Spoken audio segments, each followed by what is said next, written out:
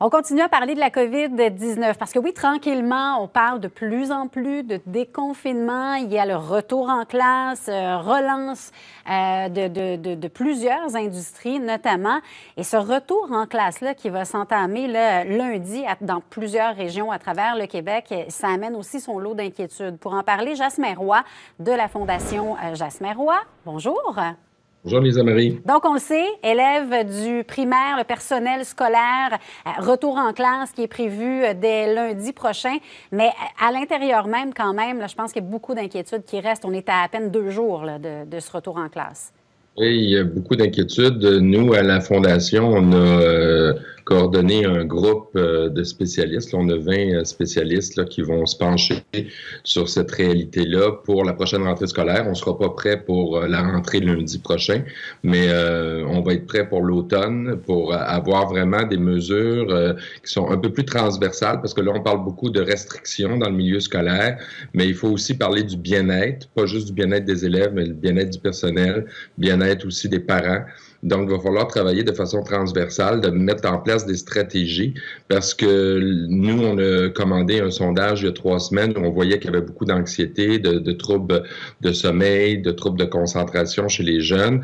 Mais il y a une nouvelle étude aussi qui est sortie cette semaine qui nous disait que chez les adolescents, à peu près 30% avaient beaucoup plus de symptômes dépressifs, parce que dans les dernières semaines, on parlait de stress, d'anxiété, mais là, on tombe dans des problèmes beaucoup plus liés avec des symptômes dépressifs. Donc, il va falloir changer nos stratégies.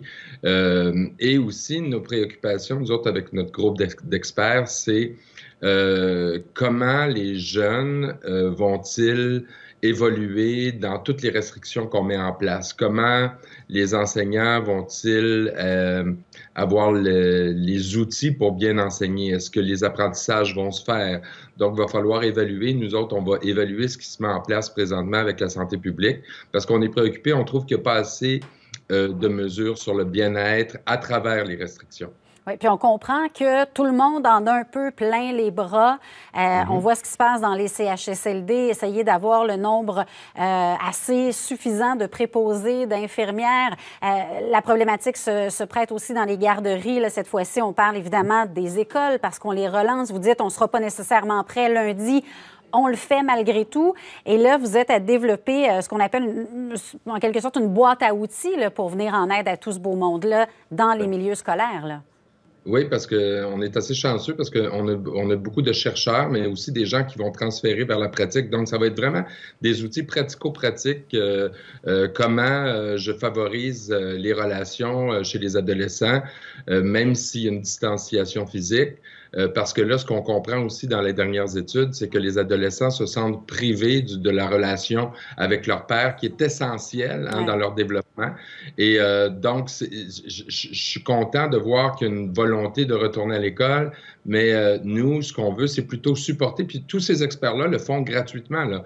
Donc, c'est vraiment des citoyens qui s'impliquent. Puis il va falloir aussi collectivement, comme Québécois, de dire qu'est-ce que nous, on peut apporter à la table, à la hauteur de ce qu'on peut apporter, mais de ne pas compter seulement sur les gouvernements. Là, ils ont été très généreux dans les dernières semaines, mais il va falloir aussi que ceux qui sont un peu plus privilégiés se disent comment moi je vais, avec le temps que j'ai, avec l'espace que j'ai, avec mes capacités, je vais pouvoir apporter à la table des solutions concrètes, évaluer aussi ce qui se met en place, parce que c'est un laboratoire présentement, les écoles, avec les chercheurs, de prendre le temps d'évaluer les mesures qui sont mises en place par la santé publique, puis de dire comment on peut assurer un plus grand bien-être à travers tout ça. Puis honnêtement, on a des grands défis, mais je crois sincèrement que si on commence tout de suite à travailler pour le mois de septembre, on va déjà rentrer dans des solutions concrètes et ça va permettre pas juste aux enfants d'être plus heureux et de mieux apprendre, parce qu'on le sait, quand les enfants sont pas heureux, stressés ou dépressifs, ils n'apprennent pas très bien, mais aussi le personnel enseignant qui vont travailler dans des mesures dans lesquelles ils ne sont pas habitués, donc confinés. Comment on va les écouter, comment on va favoriser l'approche collaborative, comment on va s'assurer aussi que les parents puissent mieux supporter leurs enfants à travers des stratégies éducatives. Et on les comprend, toutes ces inquiétudes-là. En quelque sorte, on comprend le gouvernement de vouloir en même temps relancer l'économie, relancer l'éducation. On ne veut pas hypothéquer les jeunes non plus, mais Merci. Heureusement qu'il y a des gens autour qui s'organisent pour peut-être donner certains outils à ces parents-là qui se sentent dépassés, aux enseignants qui ont peut-être peur aussi, aux jeunes également qui vivent une certaine détresse psychologique. Merci beaucoup, Jasmer Roy, d'avoir fait le point avec nous ce matin. Le coffre à outils va être prêt avant la rentrée scolaire du mois de septembre, donc à mi-août. Parfait. Merci. Merci. Bonne journée. Au revoir.